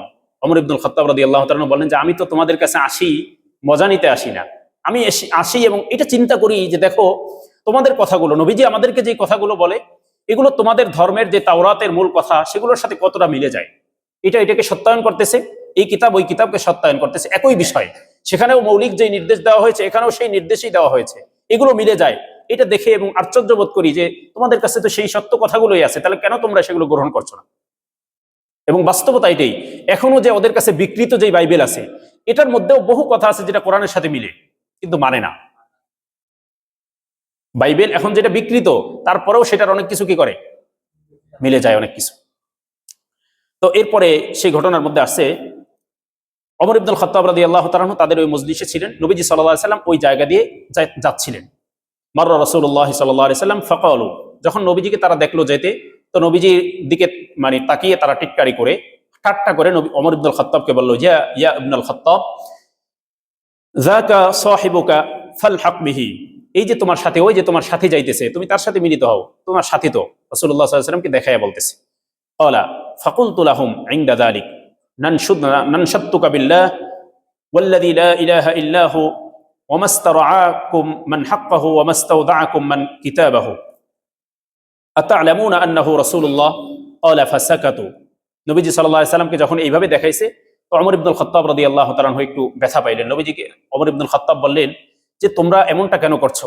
তোমরা কি জানো না, আমি তো আল্লাহর নামে শপথ করে বলছি যিনি ছাড়া কোনো ইলাহ নাই, তোমরা কি জানো না যে তিনি সত্য নবী, তিনি সত্য নিয়ে এসেছেন? ফাসাকাতু, তখন তারা চুপ থাকলো। চুপ থাকলো কেন? অস্বীকার করে নাই কেন? কারণ তারা জানে যে ওমর ইবনুল খাত্তাব তো আমাদের মজলিসে বসে, সবাই তো শুনে জানে আসলেই যে সে সত্য নবী, এটা যে আমাদের কিতাবে আছে এটা তো ওমর জানে। এখন তার সামনে তো সরাসরি অস্বীকার করা যায় না, এজন্য কি করলো? চুপ থাকলো। ফাকালা লাহুম আলিমুহুম ওয়া কাবীরুহুম, তখন তাদের মধ্যে যারা আপনার জ্ঞানী ছিল, তাদের আলেম যারা ছিল, এরা তাকে বলল, এদেরকে তারা বলল, ওই যে এখানে যারা উপস্থিত ছিল এরা বলল তাদেরকে যে ইন্নাহু ক্বাদ হাক্কাহু ওয়াস্তাওদাআকুম, ইন্নাহু ক্বাদ গাল্লাযা আলাইকুম ফাআজিবুহু। তারা বলল, আলেমদেরকে বলল যে এই আপনারা উত্তর দেন না কেন? ওমর তো আপনাদেরকে বেইজ্জতি করলো, আপনাদের ব্যাপারে যেটা বললো এটা সত্য কথা, তাহলে আপনারা কেন এটার উত্তর দিচ্ছেন না? কুলতু ওয়াইহাকুম ফাআন্নী হালাকতুম। ফাকালু, তখন আলেমরা বলল, ফাআনতা আলিমুনা ওয়া কাবীরুনা ফাআজিবহু আনতা। তখন তারা বলল যে আপনি তো আমাদের মধ্যে, আপনারা তো আমাদের মধ্যে আলেম, আপনারা উত্তর দেন, আমরা কেন উত্তর দেব? আপনারা উত্তর দেন। ক্বালা আম্মা ইয নাশাত্তুনা বিমা নাশাত্তানা বিহি ফাইন্নাহু না'লামু আন্নাহু রাসূলুল্লাহ। তখন ওই আলেমরা সত্য বলে দিল। ওমর ইবনুল খাত্তাবের সামনে আর কি করলো না, গোপন করতে পারলো না। আলেমরা বলল যে আমরাও সেই সত্তার শপথ করে বলছি যার শপথ ওমর ইবনুল খাত্তাব করেছে, আমরাও শপথ করে বলছি যে হ্যাঁ, তিনিই সত্য নবী। কে সত্য নবী? আমাদের নবী, শেষ নবী, তিনিই সত্য নবী। ক্বালা, তখন ওমর রাদিয়াল্লাহু তাআলা আনহু বললেন, কুলতু ওয়াইহাকুম ফাআন্নী হালাকতুম। তোমাদের জন্য ধ্বংস, তোমরা এই সত্যটা বোঝার পরেও এটা গ্রহণ করছো না, তোমাদের জন্য তো ধ্বংস, তোমাদের জন্য হালাকি রয়েছে। তখন তারা বলল, ইন্না লাম নুহলিক, তারা বলল যে আমরা ধ্বংস হব না। ক্বালা কুলতু কাইফা যাকা আন্নাহু রাসূলুল্লাহ কাইফা ওয়া আনতুম তা'লামুনা আন্নাহু রাসূলুল্লাহ। এটা তোমরা কিভাবে বললা? তোমরা তো জানো তিনি সত্য নবী, এরপরে তোমরা তাকে সুম্মা লা তাত্তাবিউনাহু ওয়া লা তুসাদ্দিকুনাহু, তোমরা তাকে অনুসরণ করছো না, তাকে সত্যায়ন করছো না, এরপরে আবার বলছো যে ধ্বংস হবে না। কেন ধ্বংস হবে না? ফাকালু, তারা বলল, ইন্না লানা আদুওয়ান মিনাল মালাইকাতি ওয়া সিলমান মিনাল মালাইকা। বলল যে ফেরেশতাদের মধ্যে আমাদের একজন শত্রু আছে আর আমাদের একজন বন্ধু আছে, একজন আমাদের হিতাকাঙ্ক্ষী আছে আর একজন আমাদের শত্রু আছে। আর ওয়া ইন্নাহু কারানা বিনবুওয়াতিহি আদুওয়িনা মিনাল মালাইকা, আর মুহাম্মদ সাল্লাল্লাহু আলাইহি সাল্লাম সে তার সঙ্গী হিসাবে যাকে গ্রহণ করছে সে হলো আমাদের শত্রু। তাহলে তাদের পেট ব্যথাটা কোথায়? নবীজিকে সত্য মানে, কিন্তু জিবরাইল কেন ওহী নিয়ে আসে? মানে কেমন যেন আমরা বলি না, ওই যে মানে আপনার এটাকে বাংলায় বলে কি, যে মানে দাদাবাড়ির আবদার। হ্যাঁ, আমি যারে মন চাইবে যে অমুকে নিয়ে আসুক, সেই নিয়ে আসবে। আল্লাহ যাকে পছন্দ করবেন সেটা না, বরং আমরা যাকে চাইবো সে কি করবে? নবীজি আসার পরে নবীজিকে বলছে যে নবী সে আমার বাজারে যায়, সে খাবার খায়, সে বাজারে যায়, এমন কেন? আরে নবী তো হইবে ফেরেশতাদের মধ্য থেকে, মানে তাদের চাহিদা মতোই কি হতে হবে? নবী হতে হবে। তো এরপরে তারা বলল, যাই হোক লম্বা ঘটনা। তো হযরত ওমর রাদিয়াল্লাহু তাআলা জিজ্ঞাসা করলেন যে তোমাদের শত্রু কে আর তোমাদের বন্ধুকে? তো তারা বলল যে আমাদের শত্রু হলো জিবরাইল, সে বিভিন্ন আযাব গজবের খবর নিয়ে আসে, সে যুদ্ধ বিগ্রহের খবর নিয়ে আসে। এখন যুদ্ধ বিগ্রহ, এখানেও বুঝেন যে যুদ্ধ বিগ্রহকে কারা ভয় পায়? যুদ্ধ বিগ্রহকে কারা ভয় পায়? ইসলামের যে জিহাদ, এটাকে কারা ভয় পায়? শত্রুরা ভয় পায়। আপনার দিলে যদি ভয় আসে, আপনি যদি ভয় পান, বুঝতে হবে ইমানে ঝামেলা আছে। আরে যুদ্ধ তো আমাদের মুক্তির হাতিয়ার, জিহাদ আমাদের কি? মুক্তির হাতিয়ার। জিহাদকে ছেড়ে দেওয়ার কারণে আজকের আলোচনা তো অনেক লম্বা করতে পারিনি। মানে অধপতন থেকে মুক্তির উপায় কি, মানে একটা বড় জায়গা হলো জিহাদকে ছেড়ে দিয়েছি আমরা। জিহাদকে আঁকড়ে ধরতে হবে, আঁকড়ে ধরলে আল্লাহ আমাদেরকে বিজয় দেবেন, এটা আল্লাহ ওয়াদা করছেন। আজকে হাদিসের মধ্যে পড়েছি, একটা জিহাদের জন্য যদি কোনো ব্যক্তি একটা উট মানে আপনার ঘোড়া লালন পালন করে, এর কত ফায়দা। ঘোড়াটা লালন পালন করছে, এই ঘোড়া ঘাস খাচ্ছে, ঘাস খাওয়াইতেছে, এটার যে আপনার সে যে বাথরুম করতেছে, এটাও আল্লাহ তাআলা তার নেকের পাল্লায় ওজন দিবেন, এমন কথা আসছে হাদিসের মধ্যে। মুসলিম শরীফের হাদিস, কোনো মানে দুর্বল কিতাবেরও হাদিস না, লম্বা কথা আসছে। এমন আসছে, নবীজি বলছেন যে এই ঘোড়া পালনেওয়ালার ঘোড়া যদি হারিয়ে যায়, হারিয়ে গিয়ে সে নদীতে গিয়ে নদীর পাশ থেকে পানি পান করছে, পানিটা মালিক পান করায় নাই, সে এমনি হারিয়ে গিয়ে কি করছে, নদীর কিনারা থেকে খালের পাশ থেকে সে পানি পান করছে। এই যে পানি পান করছে, এর সবটাও মালিকের আমলনামায় দেওয়া হবে, এটাও মালিকের আমলনামায় সব লেখা হবে। এত ফজিলত, জিহাদের জন্য প্রস্তুতি নেবে, ঘোড়া পালন করবে। এই জন্য কোথায় সেগুলো? সেই মানে আপনার ইতিহাস তো পরে, সেগুলোর আলোচনাই তো নাই। আলোচনা করলেই মনে করবে যে হুজুর আবার কোন দিকে চলে গেল। এগুলো ভুলছি বলেই আজকে আমাদের এই অধপতন। এগুলো ভুলে গেছি তো শত্রুর মানে ভয় আমাদের দিলে ঢুকে গেছে। আর এইগুলো যদি আমরা ঠিক রাখতাম, আমাদের প্রস্তুতি ঠিক থাকতো, শত্রু আমাদের দিকে চোখ তুলে তাকাইতে সাহস পেত না। মুসলিম যদি আপনার মুসলিম শাসিত যেই অঞ্চল থাকবে, মুসলমানদের যে আপনার ইসলামী শাসন ব্যবস্থা যে এলাকায় থাকবে, যেই অঞ্চলে থাকবে, স্বাভাবিকভাবে নিয়ম হলো জিহাদের একটা প্রকার আছে, জিহাদ ইকদামি, মানে আগে গিয়ে আক্রমণ করা। সেটা হলো যে মাঝে মাঝেই আপনার যে আছে আপনার কি বলে সীমান্ত আছে, সীমান্তে মাঝে মাঝে আক্রমণ করবে, কারো উপরে না, সীমান্তে মাঝে মাঝে আক্রমণ করবে, যেই আক্রমণ দিয়ে ওদের দিলের মধ্যে ভয় সৃষ্টি করবে, ওরা যেন এদিকে চোখ তুলে তাকাইতে না পারে। ইসরায়েল আমাদের মুসলমানরা, দেখেন কেন বলছিলাম যে আমরা আমাদের শত্রু। আমি যদি আজকে মানে করেন একটা এই পরিস্থিতি গেছেও আমাদের অতীতে, একটা যুগ মানে আপনার ভার্সিটির একটা ছেলে, তার কাছে হয়তো কোরআনের একটা তাফসির অথবা জিহাদ সংক্রান্ত বা ইত্যাদি এই সংক্রান্ত কোন একটা বই পাওয়া গেছে, তাহলে তাকে গ্রেফতার করা হয়েছে কেন? তার কাছে জিহাদি বই পাওয়া গেছে। আরে কোরআনের কপি পাওয়া গেলেও তাকে গ্রেফতার করা হয়েছে কেন? যে জিহাদি বই। কোরআন কি বলা হয়েছে? জিহাদি বই বলে তাকে গ্রেফতার করা হয়েছে। কারা করছে? মুসলমানরাই। কিন্তু কেন? তাহলে জিহাদকে সে ভয় পাইতেছে কাফেরের চেয়েও বেশি। ওদিক থেকে দেখেন আপনার ইসরায়েলের সাধারণ নাগরিক যারা, সাধারণ যুবক যারা, ওরাও ট্রেনিং প্রাপ্ত, ওদেরও সামরিক ট্রেনিং আছে। এটা তো জানেন আপনারা মনে হয়। মানে ইহুদিদের যে সাধারণ আপনার লোক যারা, সাধারণ লোক, এই সাধারণ যারা, সাধারণ শ্রেণী যারা আপনার কি বলে সেনাবাহিনী না, সাধারণ যারা, ওদেরও সামরিক ট্রেনিং আছে, প্রস্তুতি আছে। সেটা এটা কি হয় না? জঙ্গিবাদ হয় না। কিন্তু আপনি আমি ট্রেনিং না, বরং সেইটার প্রসঙ্গে যদি আলোচনা করি, তাহলে আমার জাতি ভাই কি বলবে? এই জঙ্গিবাদী কথাবার্তা আলোচনা করতেছে। দেখছেন অধপতন কেন হয়েছে আমাদের? বুঝতে পারছেন তো কথাটা? নেগেটিভটাকেও বুঝেন, আমি কি বুঝাইতে চাইছি। না বুঝলে আমার জিজ্ঞাসা করবেন, কিন্তু বুঝছেন কথাটা কি বলছি। এই জায়গাটাই আমরা বুঝি না যে আমাদের সমস্যাটা কোন জায়গায়। আমরা আমাদের শত্রু হয়ে আছি। ওরা ট্রেনিং দিয়ে, ওরা প্রস্তুতি নিয়ে রাখছে যে আপনারা আমারে দেবে, আর আমরা যদি এটা নিয়ে আলোচনাও করি, মুসলমানদেরকে জাগাইতেও চাই, তো আমার ভাই কি বলে, এই কি বলতেছেন, মানে ওরা এসে আমারে মারুক, ভাই আরেক শত্রু এসে আমার ভাইরে মারতেছে, আমি আমার ভাইরে বলবো যে না, তুমি চুপ করে বসে থাকো, তুমি ভাই কিছু হাতে নিও না, দা কাছি কিছুই হাতে নিও না, ও যা করে যাক। এরকম একটা অবস্থা না? মানে আমার আপন ভাইকে কি করতেছে? মারার জন্য শত্রু আসছে বাহির থেকে, এখন মারবে। এখন আমার ভাই একটা দা বা কিছু একটা লাঠি হাতে নিবে, এখন আমি বললাম ভাইরে বুঝাই বলতেছি, ভাই তুই এটা ধরিস না, এইগুলো তুই ছাড়, এইগুলো এই জঙ্গিবাদী কার্যক্রম তুই করিস না। কিন্তু ওরা কি করতেছে? ওরা তরবারি নিয়ে আইসা ওরে আক্রমণ করতেছে, আর আমার ভাইরে আমি বুঝাই সমঝাই রাখি যে তোরে মাইরে যাক, তোরে শেষ করে দেখ, কিন্তু তুই কিছু বলিস না। এরকমই অবস্থা হয়েছে আজকে। এই পরিস্থিতি আজকে আমাদের চলছে, আল্লাহ হেফাজত করুক। তো যাই হোক, এরপরে ওমর রাদিয়াল্লাহু তাআলা আনহু, এই যে ঘটনাটা ঘটলো, লম্বা একটা ঘটনা, ওমর রাদিয়াল্লাহু তাআলা আনহু এই ঘটনার পরে নবীজির কাছে আসলেন।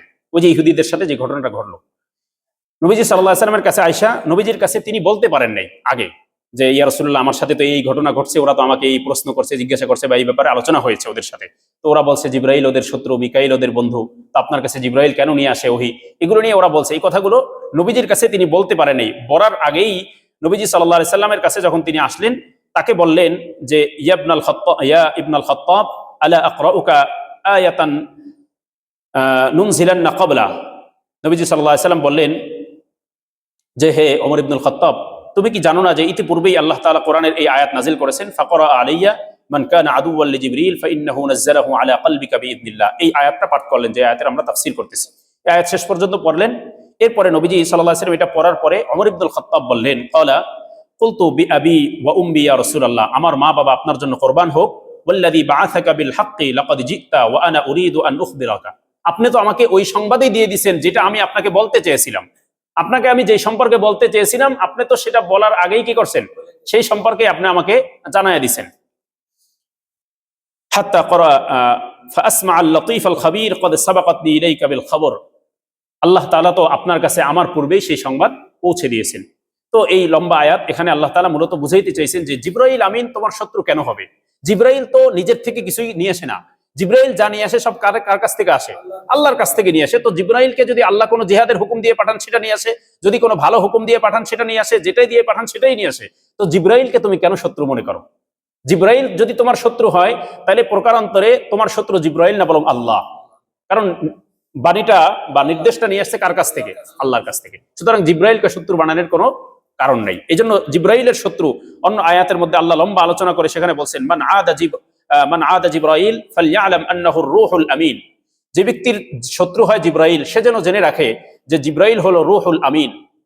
এরপরে আল্লাযী নাজ্জালা বিযিকরিল হাকিম, যিনি এই কোরআনে কারীমের জিকির, যেই আলোচনা এগুলো অবতীর্ণ করেন, নিয়ে আসেন আলা কলবিক মিনাল্লাহ, আল্লাহ তাআলার অনুমতিক্রমে, আল্লাহ তাআলার অনুমতিক্রমে আপনার হৃদয়ে এই কোরআনের বাণীগুলো যিনি নিয়ে আসেন, তিনি হলেন জিব্রাইল। সুতরাং জিব্রাইলকে শত্রু বানানোর কোনো আপনার যৌক্তিকতা নেই। এমনকি জিব্রাইলকে তো শত্রু বানানোই যাবে না। অন্য কোনো একজন ফেরেশতা তাকে যদি মনে করে কেউ শত্রু বা তাকে দুশমন মনে করে, তো কেমন যেন সে সবাইকেই দুশমন বানিয়ে ফেললো, তো আল্লাহ তাআলারও দুশমন হয়ে গেল সে। নবীদের মধ্যে থেকে একজনকে যদি কেউ দুশমন মনে করে যে না, সব নবীদেরকে মানলাম, ওনাকে আমার পছন্দ হয় না, নাউযুবিল্লাহ, তাহলে তার ঈমান কি হবে না? থাকবে না।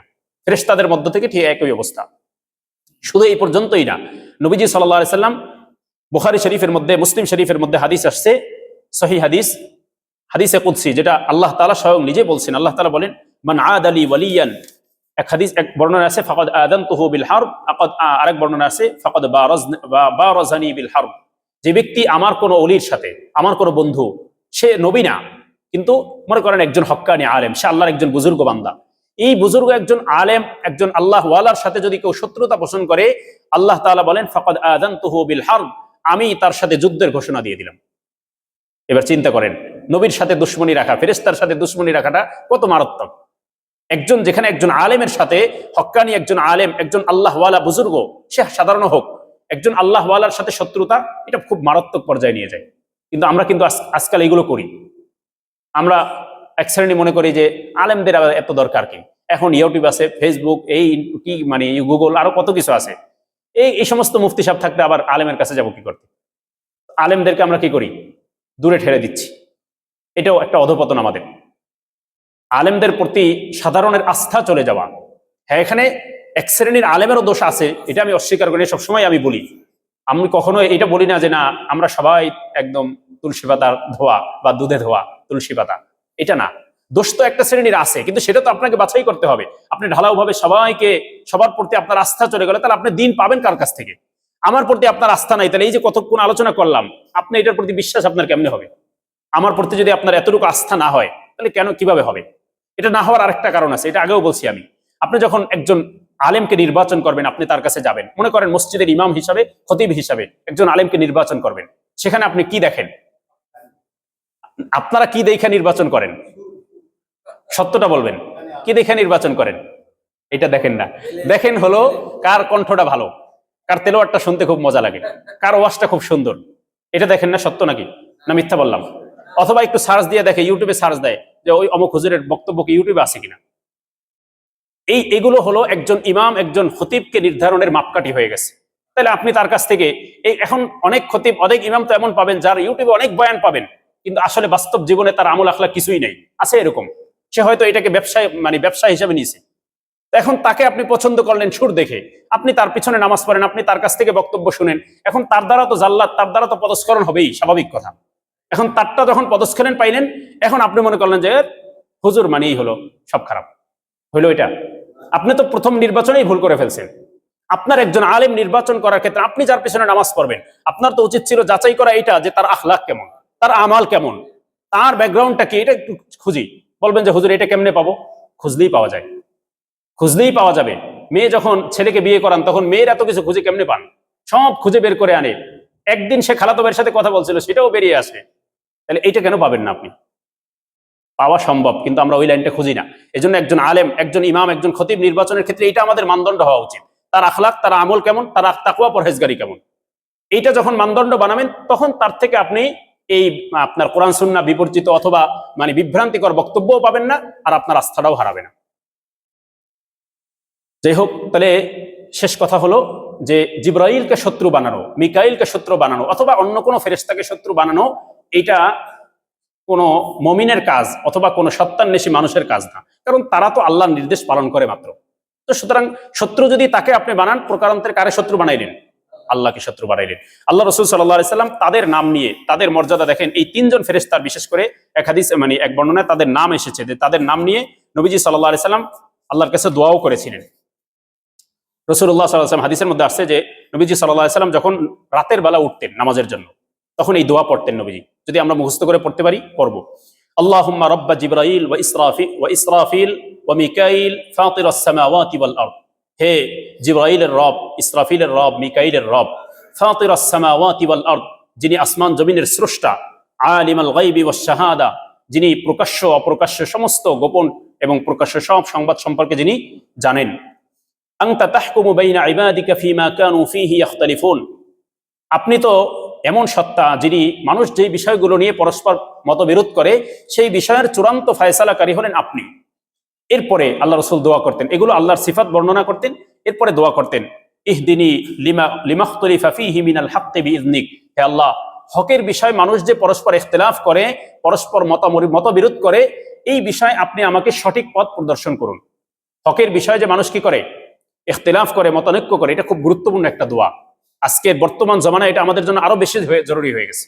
হক বিষয়ে মানুষ ইখতিলাফ করে না, সে বলতেছে আমি হক, ও বলতেছে আমি হক, ও বলতেছে আমি সঠিক, ও ভুল, এগুলো চলছে। রাসূল দোয়া করছেন, ইহদিনী লিমাখতুলিফা ফীহি মিনাল হাক্কি বিইযনিক। আপনি আপনার কুদরত দ্বারা, আপনার মেহেরবানি দ্বারা আপনি আমাদেরকে পথ দেখান যে এই সত্য মিথ্যা, মানে সত্যের ব্যাপারে যে মানুষ ইখতিলাফ করে কোনটা সত্য, সেই পথ আমাদেরকে প্রদর্শন করুন। ইন্নাকা তাহদি মান তাশাউ ইলা সিরাতিম মুস্তাকিম।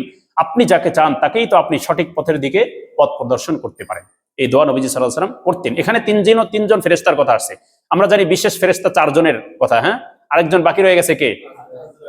নামটা শুনলেই ভয় লাগে না? মনে হয় যেন খুব ভয়ঙ্কর। তো এই আজরাইল আসলে নতুন একটা তথ্য বলি, অনেকের কাছে আশ্চর্য লাগবে, যেটা হয়তো নতুন কথা হইতে পারে, অনেকের জন্য এটা নতুন কথা। আজরাইলকে যে আমরা মৃত্যুর যে ফেরেশতা, এই ফেরেশতাকে আজরাইল নামে চিনি। বাকি কোরআন এবং হাদিসের সহিহ সূত্রে কোনো হাদিসেই এই ফেরেশতার নাম আজরাইল নাই। আজরাইল নামটা আসছে ওই ইহুদিদের বিভিন্ন বর্ণনায়, সেখান থেকে আমরা বলি, বলা নিষেধ না, কিন্তু হাদিসে এইভাবে এই নামটা নাই, এইভাবে আজরাইল নামে অন্তত আমি পাই নাই। আপনারা হয়তো কারো কাছ থেকে অনেক আলোচনায় শুনবেন, বাকি কেউ হাদিসের রেফারেন্স দিয়ে বলছে, এটা হয়তো পাবেন না। আজরাইল নামটা এইভাবে নাই। মূলত কোরআন সুন্নায় এই ফেরেশতার যে নামটা আছে সেটা হলো মালাকুল মাউত। কি নাম? মালাকুল মাউত, মানে মৃত্যুর ফেরেশতা।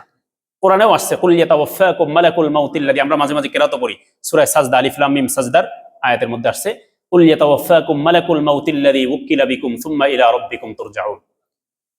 তো মালাকুল মাউত মানে এই ফেরেশতার পরিচয় তো পাইলেন। তো এখানে আল্লাহ তাআলা আল্লাহ রাসূল ওই ফেরেশতার নামটা উল্লেখ করেন নাই, বাকি জিবরাইল, মিকাইল এবং ইসরাফিলের নাম এবং ওনাদের নামটা রবের সাথে সম্পৃক্ত করছেন। রব্বা জিবরাইল, রব্বা ইসরাফিল, কেন? এই ফেরেশতাদের মর্যাদা বোঝানোর জন্য, যে এদেরকে একজনের শত্রু বানাও, একজনের মিত্র বানাবা, সবাই আল্লাহর প্রিয়, সবাই আল্লাহর প্রিয়, সবাইকে তোমাদের শ্রদ্ধা, মানে সবাইকে ওই এক মাপে এক জায়গায় মাপতে হবে, একজনকে শত্রু বানানোর কোনো সুযোগ নেই। যাই হোক, আল্লাহ তাআলা আমাদেরকে বোঝা এবং আমল করার তৌফিক দান করুন।